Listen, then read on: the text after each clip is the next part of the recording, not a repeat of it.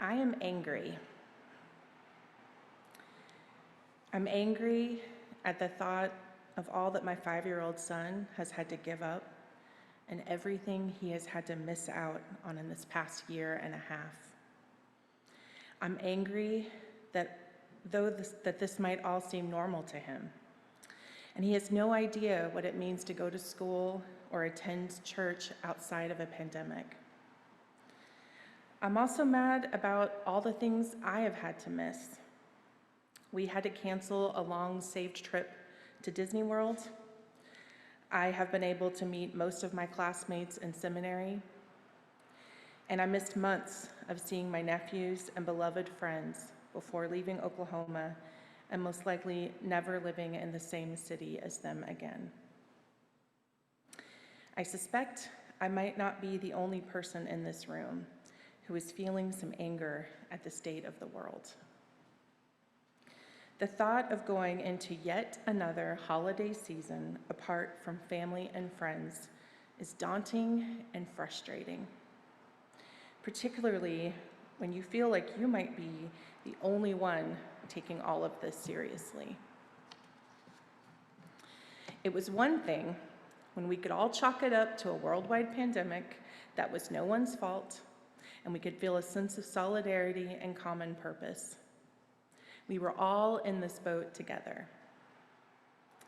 But now, it feels like some of us are still wading through these choppy waters together, while others are free to live their lives almost exactly as they did before.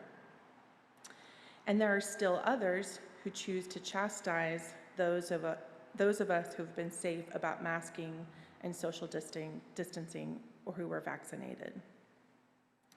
This can feel maddening. But the question then becomes, what do we do with our anger? How do we care for ourselves emotionally when this virus has already taken so much from so many of us?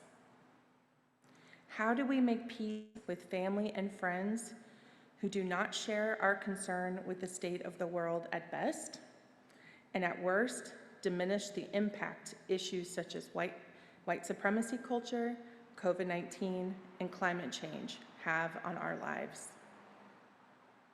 I suspect many of you have these same or similar questions about your family and friends. I know many of you have been touched personally by COVID-19, and our family was affected as well. My husband Eric got sick in mid-March 2020. Ultimately, we were fortunate that he came out okay and with no apparent long-lasting health conditions. However, seeing the responses many of our family and friends had to COVID has been angering and disappointing, and likely had long-term effects on our relationships. When your loved one is sicker than you have ever seen him, and people who you previously thought cared about you both do not take the virus that made him so ill seriously, it is upsetting and oftentimes enraging.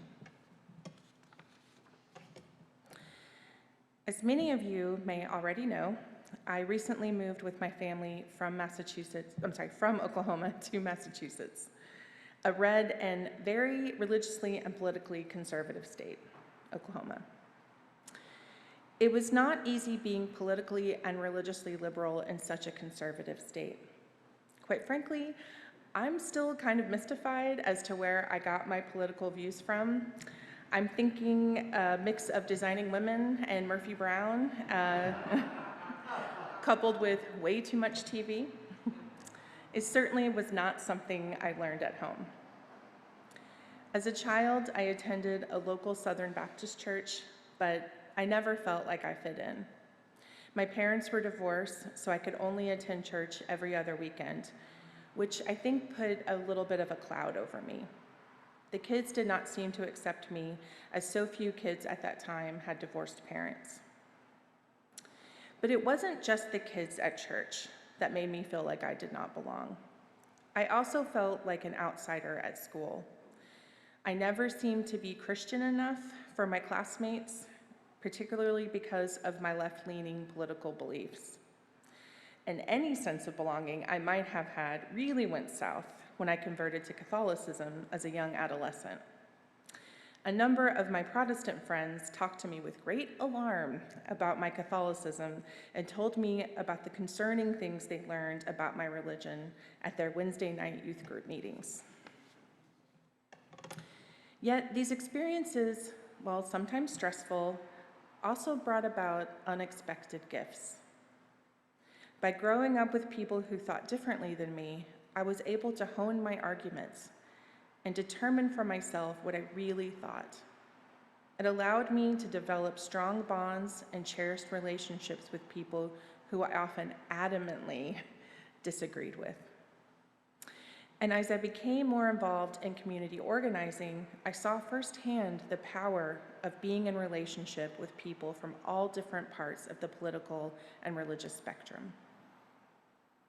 However, though it is important to be mindful of the contributions many people who think differently than me have had on my life, and I appreciate this impact and recognize the importance of interfaith and nonpartisan dialogue, I do not think it is incumbent upon us to allow someone to be racist, sexist, homophobic, or ableist. Neither do I have patience for the good people on both sides argument. It is necessary to hold people accountable for their words and deeds, but I still take comfort in the notion that many of the barriers affecting some of the political discourse can be transcended. Despite my personal pride in my ability to maintain relationships amidst deep religious and political divides, I had begun to notice a particular emotion bubbling to the surface more frequently in the past few years: rage. I always had a healthy dose of anger at the world, but as I said, I also understood that people were going to think differently than me. At some point along the way, I worried that I had lost the ability to listen to people with opposing viewpoints. For me, this came to a head when one of my cousins messaged me around the time of the January 6th insurrection, and I was angry before I even opened the message. I assumed he was going to chastise me or challenge something I'd posted on Facebook, but instead, he asked me for my legal opinion about the matter. We had a reasoned discussion, and he thanked me for my time. It was sobering to recognize how quickly I had risen to an angry judgment over what I thought his message would be, when it was actually an attempt by him to reach across the divide. While this anger might feel good and righteous in the moment, it does little to nothing to the person who is the subject of our anger, but it can do us a great deal of harm. In Braving the Wilderness, Brene Brown writes, "Anger is a catalyst. Holding onto it will make us exhausted and sick. Internalizing anger will take away our joy and spirit. Externalizing anger will make us less effective in our attempts to create change and forge connection. It's an emotion that we need to transform into something life-giving. Courage, love, change, compassion, justice. Or sometimes anger can mask a far more difficult emotion like grief, regret, or shame. And we need to use it to dig into what we're really feeling. Either way, anger is a powerful catalyst, but a life-sucking companion." Brown is challenging us to consider how we are affected by our anger. She understands that anger can be a catalyst for change, but she is also asking us to think about what it can do to us personally. How anger ultimately leaves us empty and in pain and separates us from our community, while rarely affecting the person who is the subject of our ire. For instance, my husband's cousin in another state has no idea that I'm raging about his anti-masking Facebook post, Nor does the girl I went to junior high with have any idea of my thoughts on her views regarding vaccinations, but it affects me. Not that long ago, I was talking to someone about my guilt over something, and she asked me, "But what does that do for anyone, including yourself?" I couldn't answer her. I think the same is probably true for my anger. It does not help anyone, including myself.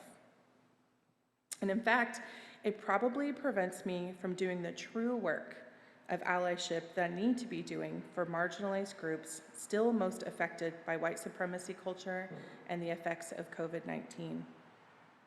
Sharon Salzberg writes, "It is indeed natural to be outraged in the face of injustice or cruelty. But when anger becomes a steady presence, it narrows our perceptions and possibilities." If I am spending my time nurturing my anger, what do I have left for performing the work of supporting and advocating for marginalized peoples? To help us understand why our anger might not be an effective tool for social change, activist Anush Georgian writes, "Here's what doesn't help. Taking on the mantle of Black, Indigenous, and people of color's rage and tearing down well-intentioned but ignorant white folks on our behalf. Our anger isn't yours. It doesn't belong to you. By being angry and berating other white people for being asleep all this time, you are actually centering yourself and your feelings, a mistake you should leave behind in White Allying 101. BIPOC activists and writers have said time and again, they do not need our anger. But what they need is for us to take responsibility for our family and friends and use those relationships to do the emotional labor of calling in our loved ones and having the hard conversations.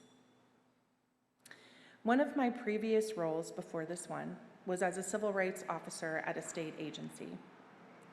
I frequently had to pull aside employees and speak with them about why what they said might have been offensive or hurtful to another employee.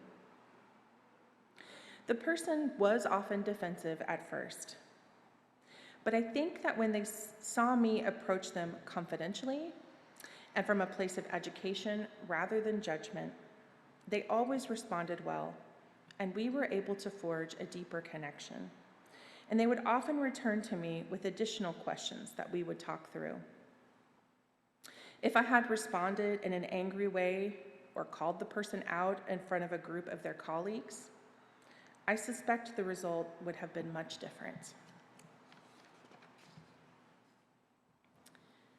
At the end of the day, I simply don't want to be angry all the time. I wonder if any of you are feeling the same way. I can imagine many of you have also struggled with reading the news or looking on your social media timeline and wanted to throw your hands up in anger or frustration. Perhaps you have seen one too many social media posts from a family member and thought maybe you should skip seeing them at Thanksgiving this year, or even stop seeing them altogether. I have certainly had those moments.